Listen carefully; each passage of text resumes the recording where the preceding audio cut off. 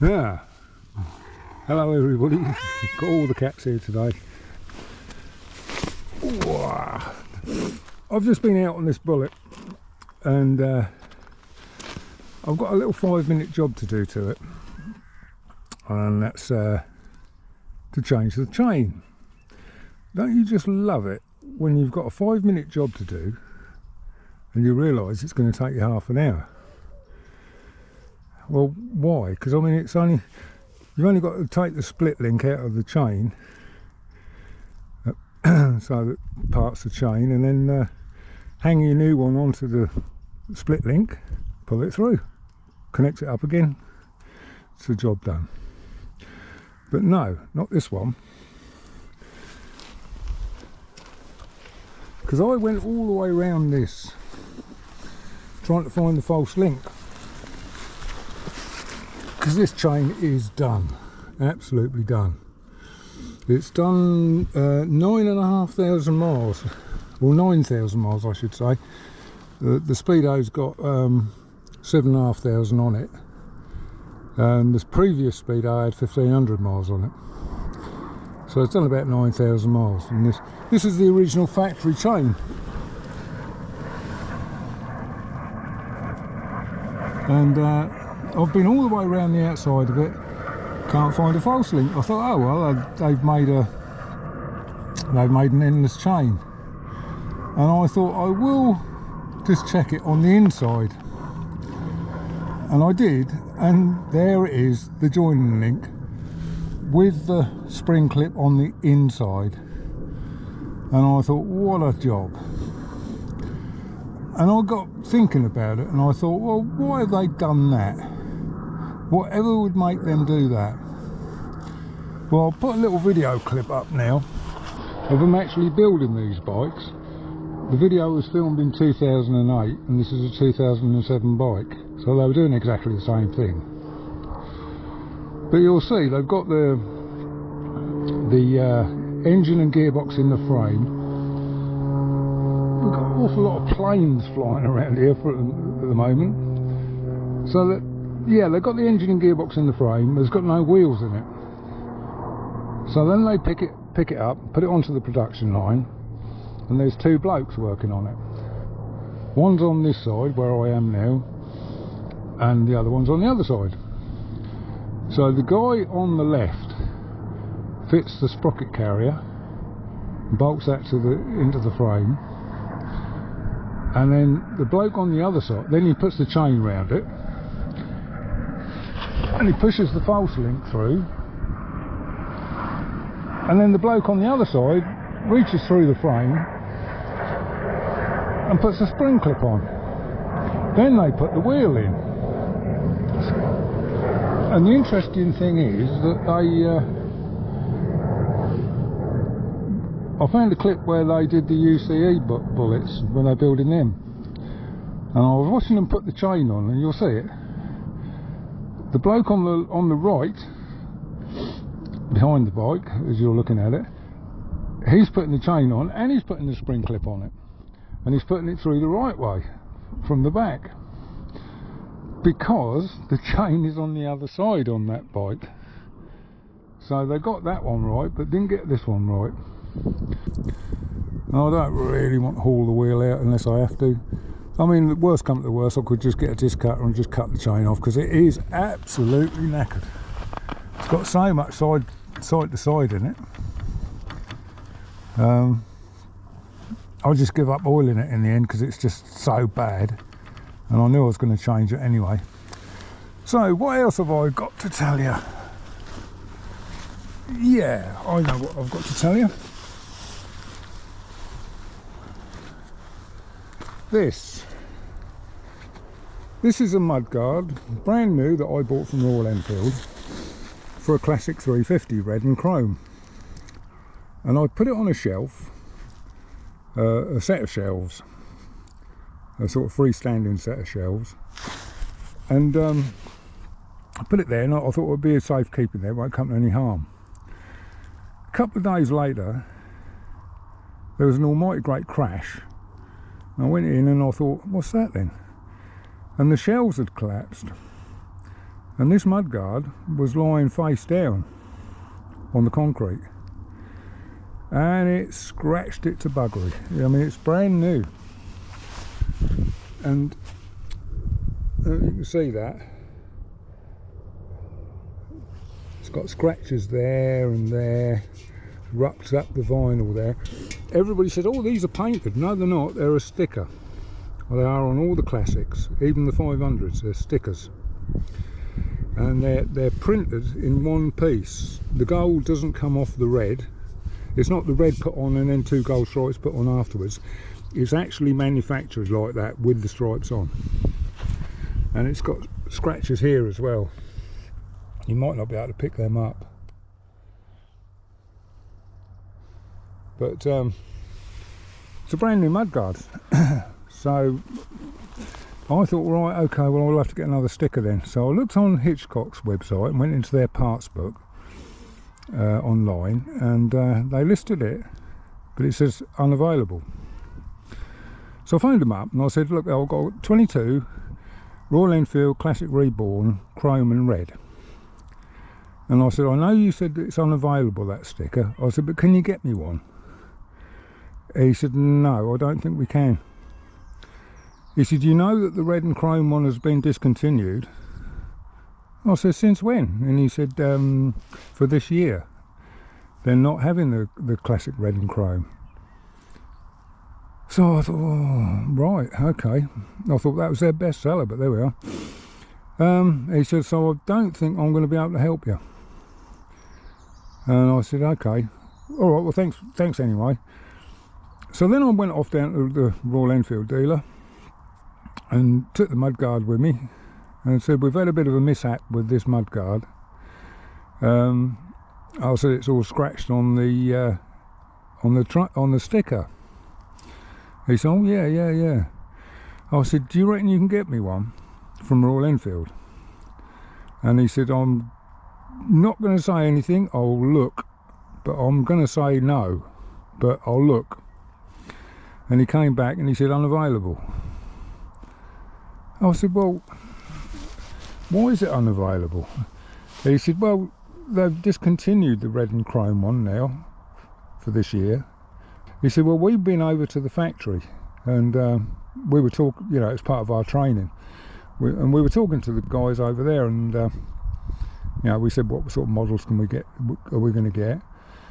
And they said the classic chrome is going to be deleted eventually, probably to 2026. And I said, okay, why? I thought that would be really popular.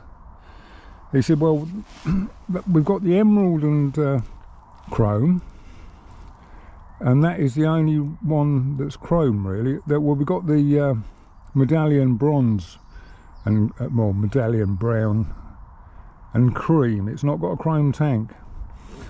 And he said, Royal Enfield are moving away from the chrome bikes throughout the whole range. And I said, why? And he said, because of the European Union. And I said, what have they got to do with the price of eggs? He said, well, they've decided in their wisdom that chromium plating is very bad, as it makes carcinogenic fumes that people breathe. I said, well, yeah, well, we've only had chrome for 100 years, haven't we? And he said, yeah, I know, but he said, you've got to think about the market. This is the guy, the Royal Enfield dealer. He said, you've got to think about their market. Their market in Europe is quite big. And he said, and if the European Union says jump, they have to say how high. He said, if they want to sell into their market. And the European Union have banned chrome. I said, how can you ban chrome? He said, well, this is a fact. He said, from 2024, no cars manufactured in the EU or imported into the EU can have chrome on them. I said, you are making it up. I said, I am not. You can Google it, find it out. So I did, and that is true. So that is washing down to motorbikes as well. So I can't see there going to be any more chrome bikes. So they're all going to look a bit bland, aren't they? And I said, well, they've only just released the classic 650 with chrome. And he said, yeah, but I think you'll find next year you won't be able to get the chrome and black one. They'll be all solid colour. He said, they've got to find an alternative to chrome. He said, and the easiest way to do it is to paint all the exhaust pipes black, the handlebars black. He said, headlamp rims, all that sort of stuff. He said, they'll get round it. I said, yeah, they won't look very good though, will they? He said, well, there you are. But he said, at the moment they're still doing the odd chrome model, but they're not making the red and chrome one anymore. And I said, but yeah, but we're not part of Europe. And he said, you are in the eyes of Royal Enfield. He said, UK is classed as Europe. It's a European country, not their continent. And so they just brand us like that. And they're not going to make special models just for the UK market. So you will just get the European versions and that's it. So I thought, right, okay. I said, well, thanks for your help anyway. He said, yeah, I'm sorry I can't get you one, but I just can't. They're not available. If Royal Enfield say, we talk to them direct, if they say they don't stock them, they haven't got them, then there's nothing I can do. So then I phoned up Hitchcock's again and I said, I was looking through your touch-up pens. He said, yeah. I said, I can't find the colour I want. He said, what colour do you want? I said, well, it's red. He said, yeah, what colour red? And I said, no, I've got no idea. It's got to match the sticker on the front mudguard of a classic 350 red and chrome. He said, right, we've got a red and chrome brand new petrol tank in stock and I'll go and have a look at that. And he said, and that will tell me the colour. And he said, it'll have a tag on it. So he went and had a look and he came back and he said, yep, that's GT red. I said, oh, is it? He said, yeah, GT red. He said, I'll give you the part number for it. I said, hang on a minute, let me get a pen. I scribbled it down. He said, if you go on a website, he said, and look for that part number and the touch-up pens or touch-up pots of paint, find that code and that is the right red. I said, brilliant, brilliant. So I went and had a look and I couldn't find it. I found the code, but I said, no, that's Rebel Red. But when I read it, it was actually in small print saying Rebel Red, and then in brackets it said also GT Red. So it's the same thing. So I duly ordered a touch-up pen, which should match that absolutely perfect. And I'll have to touch these scratches in with the pen. I don't think you'll notice because this is behind the forks and that is just in front of the forks. I can touch that in. The gold I can probably match myself, but so there we are. Look, GT red, that's your colour. If you've got a classic chrome and red one, that is your colour. And this little pot of paint was 11 quid. I kid you not. I thought, how much? But it will match it. So there we are. I can get out of that, but it's a load more work, isn't it? You know, do I need any more work? But yeah, it's interesting that they're not making the red and chrome classic anymore. I would have thought it was one of their best sellers. I said to the guy in Royal Enfield at the dealers, I said, surely that's one of the best sellers. He says, yeah, it's popular. But they're moving away from chrome. I said, so there will be no more chrome tank interceptors? He said, well, there isn't now. And I said, oh, okay. I said, but yeah, but the classic's got chrome rims, isn't it? The classic 650. He said, nope. He said, they're aluminium. I said, oh, he said, yeah, go and have a look.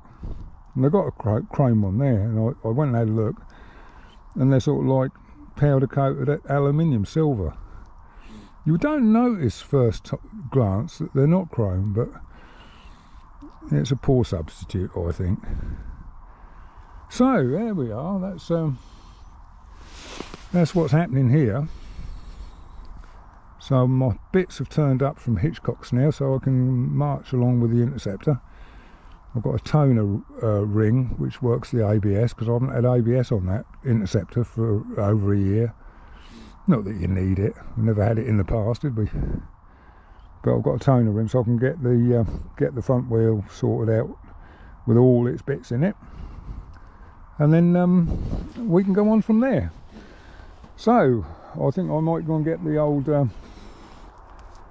angle grinder out and just cut that chain off, because it's the other thing this did. Do you remember I did a video where this came loose here, and when you moved the kickstart it was moving? Well, I'd Loctited the screws in this time, and that only lasted 2 days and it was all loose again, and I thought, you're joking. So I had it all apart again, and the screws aren't long enough. They're not long enough to go in. The internal screws, these 2 screws here also go through and into the actual casing of the gearbox through there, and they got miles of thread in there, and they were only in there by about 4 threads. So I got some Allen screws, Allen headed screws, and cranked them in, Loctited them and cranked them in, and I put spring washers underneath all the screws, and it seems to be good now. And I've tightened the head down and stopped the oil leak. It's coming up round that stud, and I just wiped the bit in the middle there because it'll wet it again with oil if it's still leaking. It doesn't seem to, so I'll just get some brake cleaner and clean the oil off the cylinder and that. But never a dull moment, never a dull moment. Always got plenty to do. So there we are. That's another one. I've got that Varadero front forks to do as well.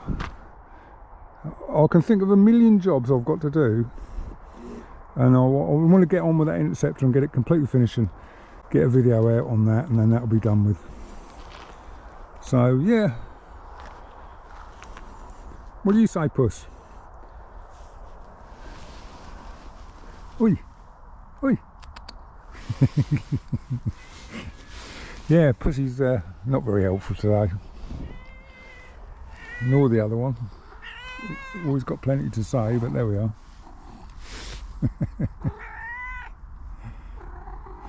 Right, okay then, I'm going to leave you there. I expect by the time you watch this, you'll be getting your tea. Alright, okay, see you later, bye bye.